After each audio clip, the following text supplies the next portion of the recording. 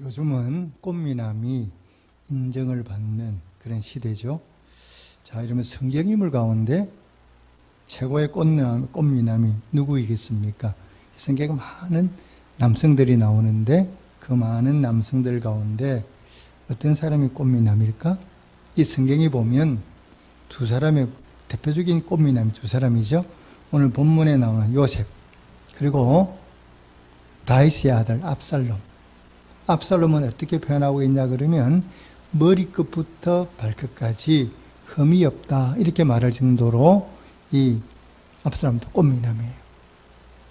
그런데 이렇게 가만히 생각해 보면 이렇게 요셉이 더 꽃미남이지 않을까 이런 생각을 해봅니다.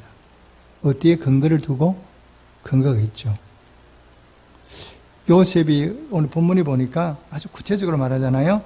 요셉은 용모가 뛰어나고 아름다웠더라 이렇게 얘기를 하는데 요셉의 이 핏줄을 살펴보면 요셉이 꽃미남이겠다. 우리 나름대로 이제 짐작이 되는 부분이 있어요. 자, 보십시오. 요셉의 엄마가 누구예요? 라헬이죠? 아주 미모가 뛰어난 여인이에요. 그 다음에 할머니가 누구예요? 리브가. 이 할머니도 아주 뛰어난 미모거든. 그 다음에 그 정조 할머니가 누구예요? 사라. 이 사라가 얼마나 예쁜가? 성경에 바로가 데려갈 만큼.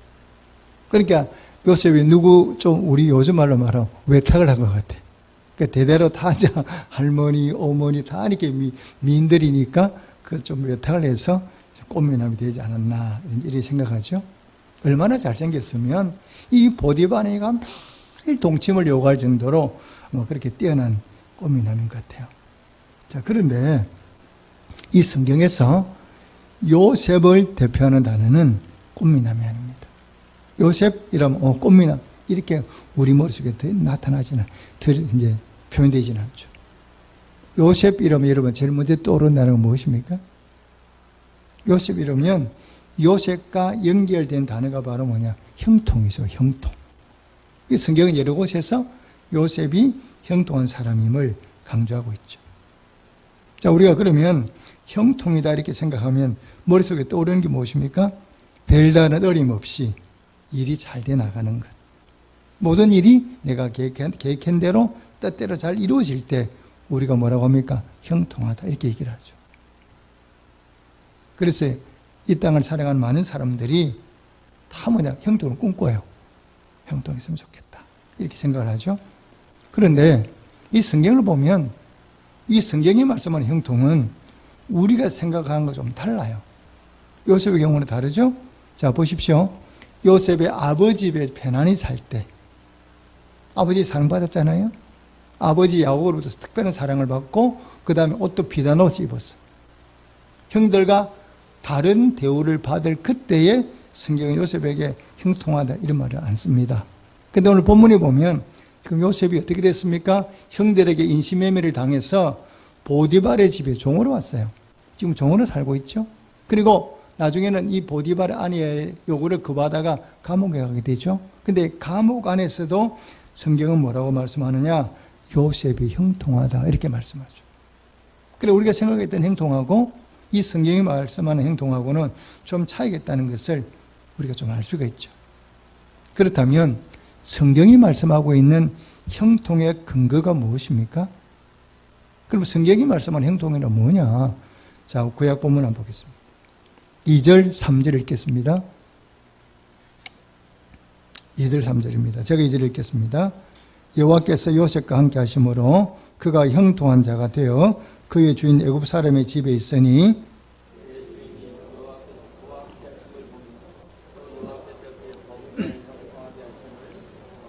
아멘. 오늘 본문을 보니까 형통이라는 게 뭐냐? 정확히 말씀하고 있죠. 여호와 하나님께서 함께 하시는 것. 여호와 하나님이 함께 하시면 그 사람이 뭐가 된다고요? 형통한 사람이 된다는 거죠. 그런데 성경은 여기뿐만 아니라 다른 곳에서도 이런 사실을 보여주고 있어요. 예를 들어 보겠습니다. 자, 창세기 28장에 보면 야곱이 나오죠. 야곱이 아버지와 형님을 속여서 복을 받았어요. 그게 탄로가 나죠. 그러니까 에서가 죽이겠다. 이러니까 야곱이 그날 밤으로 도망을 가죠. 형의 눈을 피해서 야곱이 바단 아람으로 도망을 가는데 가다가 베델쯤 이르러서 이제 야곱이 노숙을 하게 되죠. 지금 도망가는 상황이잖아요. 근데 그 밤에 하나님이 꿈에 야곱이 나타나죠. 야곱이 나타나서 뭐라고 말씀하느냐 이렇게 말씀하죠. 내가 너와 함께 있어 내가 어디로 가든지 너를 지키며 너를 이끌어 이 땅으로 돌아오게 할지라.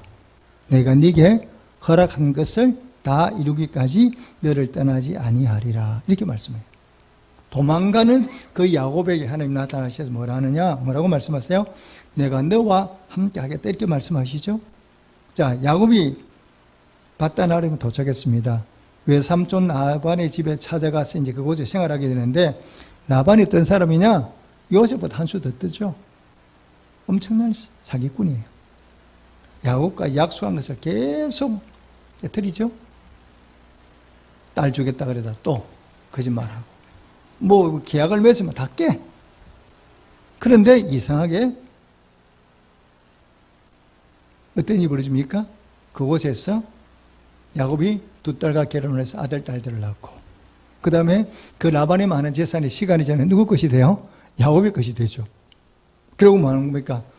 20년 전에 돌아올 때는 총각으로 도망자로 갔는데, 돌아올 때는 어떻게 했어요? 엄청난 부자가 되고, 아들, 딸들 거느리고, 요즘 말하면 금이환영하잖아요. 그 예삼촌 라반이 아무리 야곱을 괴롭혀도 누가 함께 하니까? 하나님이 함께 하니까 요셉이 형통한 삶을 살게 되는 거죠. 이처럼 형통이란 우리 인간의 노력이 이루어지는 게 아닙니다. 내가 노력한다고 내가 형통해지느냐? 그게 아니라는 겁니다. 형통은 바로 뭐냐? 여호와 하나님이 우리와 함께 하실 때, 나와 함께 하실 때 경험하는 것이 바로 뭐냐? 형통이에요. 그래서 우리 인생에 있어서 가장 중요한 게 바로 뭐냐? 여호와 하나님이 나와 함께 하시는 것. 이것을 믿으시기를 주님께 축복합니다. 그래서 우리가 인생을 아름답게 살고 복되게 사는 비결은 바로 뭐냐? 1순위가 바로 뭐냐? 여호와 하나님이 나와 함께 하셔야 돼. 이게 우리 인생에 가장 중요한 거예요. 여러분, 성경이 강조하고 있는 최상의 가치가 누구예요? 뭐예요? 이 성경이 뭘 궁유하게 말씀하고 있습니까? 이 성경의 가장 중요한 가치는 바로 뭐냐? 하나님이거든요. 이 성경은 하나님에 관한 말씀이죠. 이 우주 만물에 우리에게 하나님보다 더 중요한 것이 없다. 이걸 강조하는 게 성경 말씀이에요. 그래서 성경의 최소의 가치는 뭐야? 하나님께 있죠. 그리고 하나님이 우리에게 주신 최고의 선물이 바로 뭐냐? 그 하나님이 나와 함께 하는 거예요. 복에 거는 되시고 형통에 그런 되신 그 하나님이 나와 함께 하시는 게 우리 인간이 주신 가장 최상의 선물이죠. 여러분 생각해 보십시오. 아기가 태어났습니다. 아기가 태어났는데 아기의 가장 최상의 선물은 뭐예요? 엄마가 옆에 함께 있는 거죠. 아기가 태어났는데 엄마가 없으면 아기가 어떻게 됩니까? 자랄 수 있습니까? 애는 고통스러워요. 엄마가 없으면. 아기의 가장 큰 선물은 엄마거든요. 태어난 다음에 엄마가 옆에 있어야 젖도 먹이고 뭐 다 돌봐주는데 엄마가 태어났는데 없는 거야. 세상을 떠나 때려면 아기한테는 뭡니까? 불행이잖아요. 하나님이 우리를 만드셨어요. 우리를 창조하셨는데 만드시고 난 다음에 하나님 행하고 우리를 떠난 것이 아니라 하나님이 우리를 창조하신 하나님이 내 곁에 함께 하시는 거죠. 예수님이 이 땅에 뭐 하러 오셨습니까? 여러분, 예수님의 또 다른 이름이 무엇입니까? 예수님 말고 또 다른 이름이 뭐예요? 임마누엘. 오늘 예배 말씀 읽었죠? 예수님 이름이 뭐라고요? 임마누엘. 뜻이 뭐라고요? 하나님이 우리와 함께 하신다. 그런데 예수님 이 땅에 뭐 하러 오셨어요? 딱 한 가지, 우리와 함께 하시려고. 예수님 이 땅에 오신 목적이 딴 것이 아니라 우리와 함께 하시려고 이 땅에 오셨죠. 자, 여러분, 어떤 사람이 그리스도인입니까? 교회 왔다 갔다 하는 사람이 그리스도인인가? 그렇게 말하기는 어렵죠. 어떤 사람이 그리스도인, 참된 그리스도인인가? 이렇게 물으면 딱 한 가지, 하나님이 함께 하시는 사람. 이게 참된 그리스도인이에요. 하나님이 나와 함께 하지 않으면 우리는 올바른 그리스도인이, 참된 그리스도인이 될 수가 없죠. 자, 그런데 하나님이 우리와 함께 하시면 여러분 어떤 일이 벌어집니까? 하나님이 우리와 함께 하시면 어떤 일이 벌어지는가 한번 살펴보겠습니다. 자, 3절 말씀만 함께 읽겠습니다. 3절입니다. 시작. 그의 주인이 여호와께서 그와 함께 하심을 보며 또 여호와께서 그의 범사에 형통하게 하심을 보았더라. 아멘. 하나님이 나와 함께 하시면 내가 뭐냐? 형통한 인생이 되죠. 그런데 그 형통한 것을 나만 아는 것이 아니라 내 이웃도 안다는 거예요.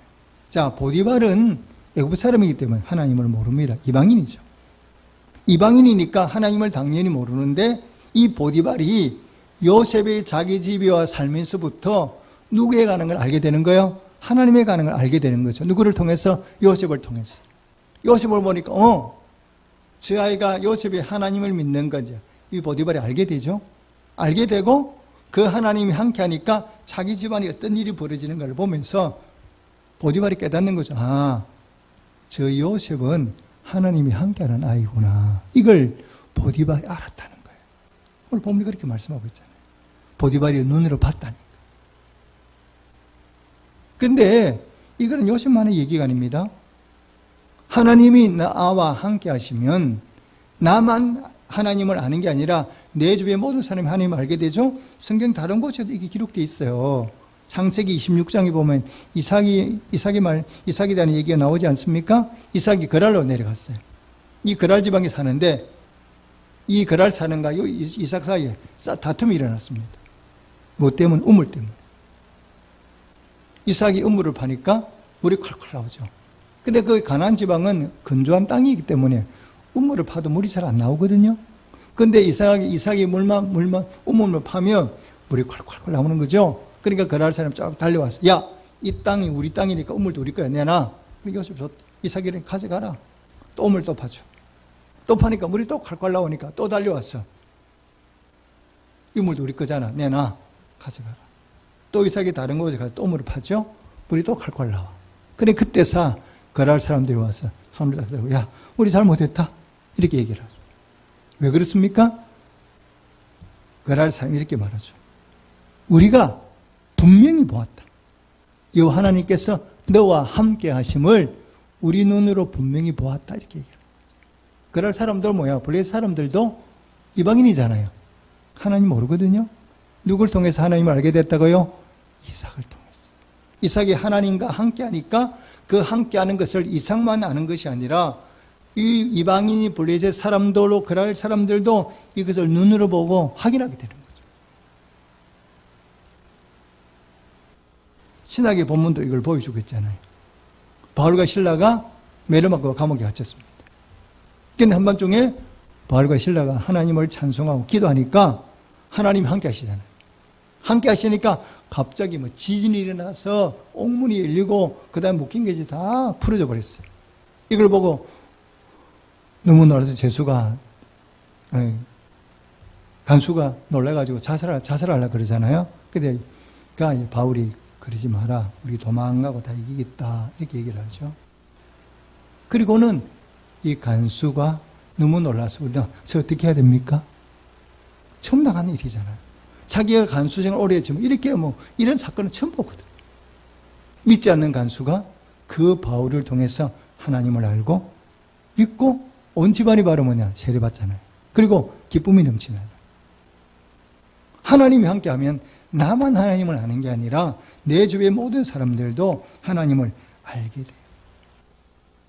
그래서 우리 은혜는 입으로 예수 믿으세요 전하는 것도 중요하지만 어떻게 해야 된다고 우리는요? 예수 믿는 우리는 내 삶을 통해서 하나님이 함께하는 보여줘야 돼요. 떠들지 않아도 사람들이 나를 보니까 저 사람 보니까 하나님이 살아계시네. 내 가족들이 아직은 예수를 모르지만 나를 보면서 우리 아내를 보니까 우리 아들을 보니까 우리 남편을 보니까 하나님 살아계시는구나. 이걸 느끼고 깨닫게 만드는 게 누구냐? 우리예요. 그래서 성도는 바로 하나님이 함께 하시면 자연스럽게 하나님이 나와 함께 하심을 내 삶을 통해서 이웃들에게 보여줄 수가 있어요. 그렇다면 여러분, 지금까지 어떻게 살아오셨습니까? 한번 점검해 보십시오. 내 삶을 통해서 하나님이 살아계심을 우리가 어떻게 증거했나? 그러면요, 하나님이 나와 함께 하시려면 우리가 어떻게 살아야 되죠? 내가 하나님이 나와 함께 하셨으니까 형통을 경험하려면 어떻게 해야 되느냐? 어떻게 하면 되죠? 이 질문에 대한 답이 나와 있습니다. 자, 7절부터 10절까지 말씀입니다. 제가 7절 읽겠습니다. 그 후에 그의 주인의 아내가 요셉에게 눈짓하다가 동침하기를 청하니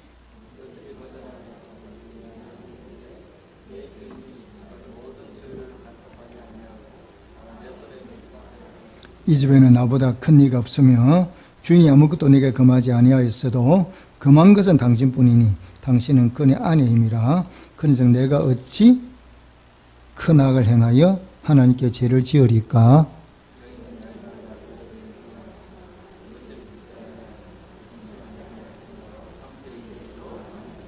아멘. 하나님과 동행하려고 하면요, 무엇과 멀어져야 되느냐? 죄와 멀어져야 돼요. 죄와 멀어지지 않으면 하나님 함께하지 않죠. 죄를 멀리하고 하나님을 두려워하며 사랑하는 걸 우리가 뭐라고 얘기하느냐? 하나님을 경외한다 이렇게 얘기를 하죠. 이 보디발 아내가 매일 욕을 해. 동침하자고. 그런데 요셉이 계속 거절하고 그 말을 듣지도 않아. 아내에게 뭐라고 합니까? 내가 왜 당신과 동침할 수 없느냐? 딱 한 가지야. 하나님 때문에. 어떻게 내가 하나님 앞에서 당신과 죄를 범하겠나? 이거죠. 그러니까 요셉의 인생에서 최고의 가치관이 누구냐? 하나님이에요. 그 하나님 때문에 나는 못한다는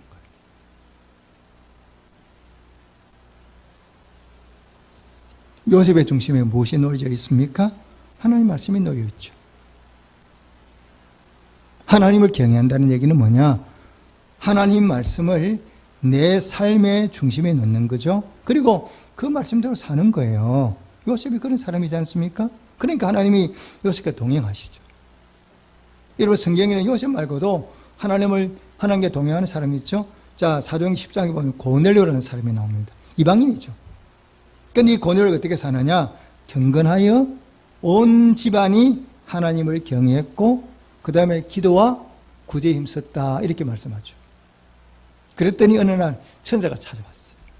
천사가 찾아와서 고넬료야, 네가 어떻게 나를 사랑하는지, 네가 어떻게 기도하는지, 어떻게 구제에 힘쓴 거를 내가 다 보았다. 알고 있다. 이렇게 말씀하면서 그 고넬료에게 어떤 선물을 내리십니까? 그때까지 이방인들에게는 어느 누구도 성령이 임하지 않았어요. 그런데 이방인 최초로 성령을 부어주시는데 누구한테로? 고넬료에게 성령을 부어주시죠. 왜? 하나님과 동행하니까.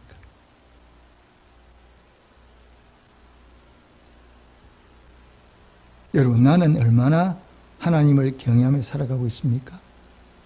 내 삶의 최고의 가치관이 무엇입니까? 한번 점검해 보십시오. 나는 내 삶에 가장 중요한 게 뭐지? 오늘 많은 예수를 믿는 사람들, 그리스도인들이 예수를 믿는다고 말하면서도 하나님이 내 삶의 중심에 놓이지를 않아. 자꾸 그 자리에 뭐냐? 하나님 대신에 세상 것들이 갖다 놓이죠. 그 옛날 이스라엘 백성들은 하나님을 사랑한다고 얘기했지만 입술로는 하나님인데 그들의 삶의 자리에 뭐가 놓였냐? 바알이 놓여있죠. 바알이 그들의 중심에 놓여있어요. 오늘 나는 내 삶의 중심에 뭐가 놓여있는가 점검해 보십시오. 내 삶의 자리에 하나님이 놓여있나? 내 세상의 가치관이 하나님인가?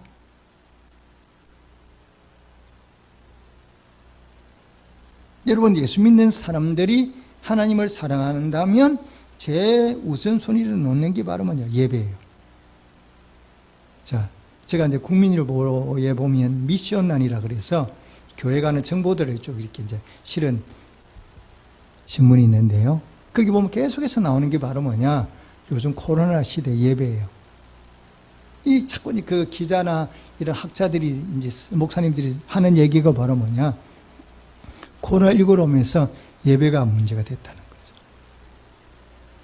거리두기를 하고 예배 숫자가 많이 모이지도 못하고 온라인으로 예배 드리잖아요. 그런데 정말 직장 같은 데서 교회 가는 걸 반대해서 너무 이렇게 반대가 심해서 교회를 나가면 여러 가지 부작용이고 사표소라 이런 곳이 있다는 거죠.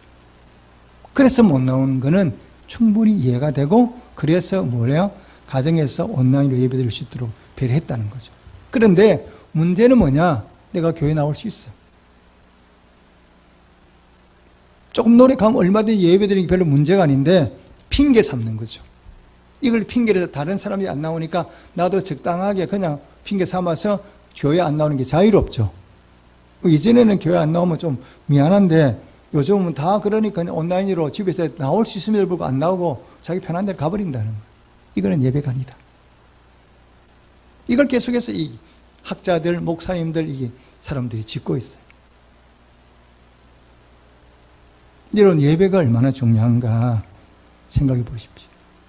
하나님과 나와의 가장 중요한 만남이 예배거든요. 십계명이 이미 예배의 소중함을, 안식일을 그렇게 지키라고 말씀하고 있고요. 초대교회 교인들이 왜 순교를 많이 했냐 이렇게 물어보면 딱 한 가지예요. 예배 때문에. 자, 여러분 지금도 로마에 가면 카타콤이 그대로 남아있죠? 제가 카타콤을 직접 가봤으니까. 이 카타콤이 바로 뭐냐? 지하 무덤이에요. 사람들이 죽으며 간을 묻는 지하 무덤이 카타콤이죠. 근데 수많은 그리스도인들이 햇살을 버리고 다 지하로 숨어들었어요. 왜 그랬습니까? 딱 한 가지, 예배 때문에. 왜냐하면 평소에 내가 가만히 있으면 저 사람이 내가 예수 믿는 사람인지 모르잖아요. 표를 안 내니까. 그런데 예수 믿는 사람 반드시 주일이 되면 뭘 해야 돼요? 예배를 드려야 돼. 예배를 드리면 혼자 드리는 게 아니잖아요. 모여야 돼. 그 다음에 찬송 불러야 돼. 말씀 드려야 돼. 그러면 예배를 드리면 드러납니까? 안 드러납니까? 드러날 수밖에 없죠. 예배를 드리다 드러나면 붙잡히면 콜로세움에 가서 사자밥이 되는 거죠. 그러니까 그들이 예배 때문에 택한 게 바로 뭐냐? 카타콤이었어요. 카타콤에 내려가서 그들이 함께 모여서 예배 드리고 싶었어요. 그들의 인생을 예배의 소중함을 알기 때문에 땅의 윗의 햇살과 어두컴컴한 지하가 바꾼 거예요. 무엇 때문에? 예배 때문에. 이게 초기 그리스도인들의 삶의 중심에 예배가 놓여 있어요. 하나님이 놓여 있어요.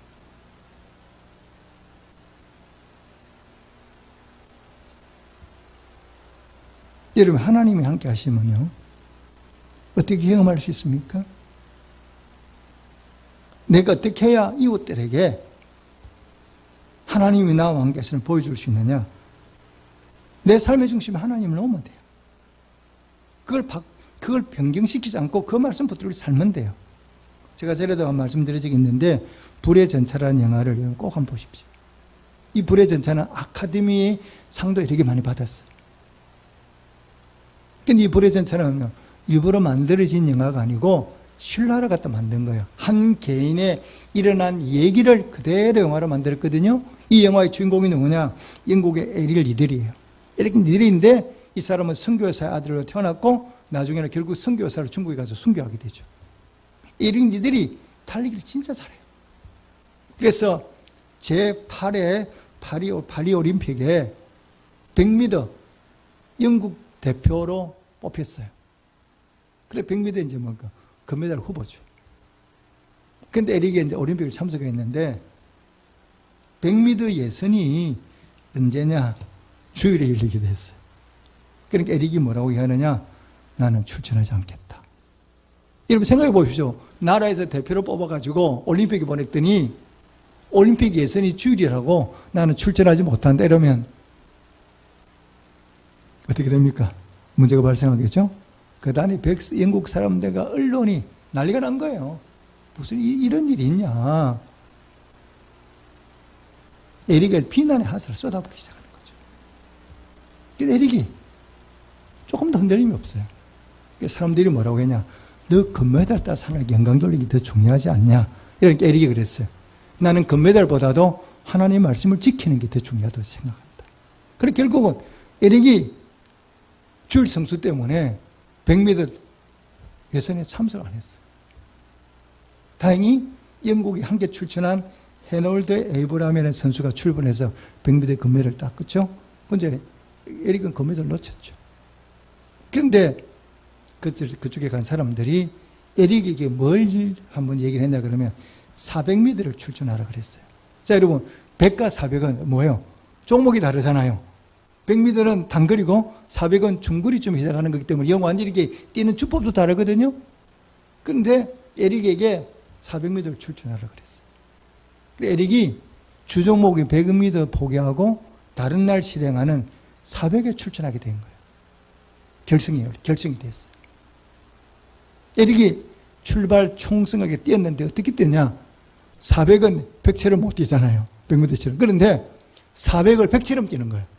딱 출발했는데 100m 달리기를 전속력을 달리더니 400을 그렇게 달려가지고 올림픽 신기록으로 금메달을 땄어요. 그러니까 에릭은 400이 주종목이 아니고 100이 주종목인데 자기 주종목에 400에 출전해서 그것도 등산에 된 게 아니라 올림픽 신기록으로 금메달을 따버린 거예요. 책에는 이렇게 기록되어 있어요. 에릭이 이렇게 고백했어요. 처음 200m는 내 힘으로 달렸다. 왜? 200까지는 자기 힘으로 뛸 수 있잖아요. 100m 선수니까. 근데 나머지 200은 하나님이 함께 하셨다. 그렇게 얘기를 하고요. 영화에는 그렇게 나와요. 영화에는 그 달리는 에릭의 마음속에 하나님 힘을 부어 주시는 거예요. 그래, 에릭이 뛰는데 하나님이 자기가 지금 함께하는 느낌이 뛰는 거예요. 에릭이. 그걸 경험하면 뛰거든요. 그래, 결국 에릭이 올림픽 신기록 금메달을 따게 되죠. 그리고 에릭이 금메달을 따고 나는데 영국의 영웅이 되잖아요. 근데 때가 되니까 에릭이 모든 걸 다 던져버리고 다시 중국으로 선교사로 가게 되죠. 그러니까 많은 영국 사람들이 말렸어요. 여기서 더 하나님 기뻐하는 할 수 있지 않냐? 에릭은 그러지 않았어요. 하나님 기뻐하는 일은 그러니까 선교사로 가는 거다. 그래서 선교사로 가서 그곳에서 중국 사람과 함께 살다가 결국 숨겼죠. 에릭을 통해서 수많은 사람들이 하나님을 알게 되죠. 만나게 되죠. 나는 하나님 어떻게 경외하고 있습니까? 나는 날마다 내 삶 속에 하나님 나와 함께 하시면 내가 경험하고 있습니까? 그리고 그것을 이웃들이 느끼고 있습니까? 내가 입을 열어도 예수를 전하지 말하지 않는다 하더라도 내 삶이 자연스럽게 나를 통해서 그리스도의 향기가 드러나고 있냐고요. 하나님의 살아계심이 전달되고 있냐고요. 어떻게 이렇게 되냐고요? 하나님을 내 삶의 중심에 놓을 때, 하나님을 내 삶의 최상의 가치를 놓을 때 하나님의 형통, 하나님의 능력, 하나님 함께 하시면 나도 경험할 수 있어요. 요셉만 경험하는 게 아니라 에릭 니들만 경험하는 게 아니라 우리도 경험할 수가 있죠. 오늘 우리가 들려주신 하나님 말씀을 마음에 새기십시오. 또 남은 인생을 어떻게 사느냐? 하나님을 내 삶의 최상의 가치관에 두고 하나님 말씀을 내 삶의 중심에 놓고 하나님 말씀 붙들고 믿음으로 살아가는 우리 성도들이 되시기를 주님의 이름으로 축복합니다. 이럴 때 하나님의 역사를, 능력을 우리 모두 경험할 수 있죠. 이런 은혜를 다 받아 누리시기를 주님의 이름으로 축복합니다. 아멘. 기도하겠습니다.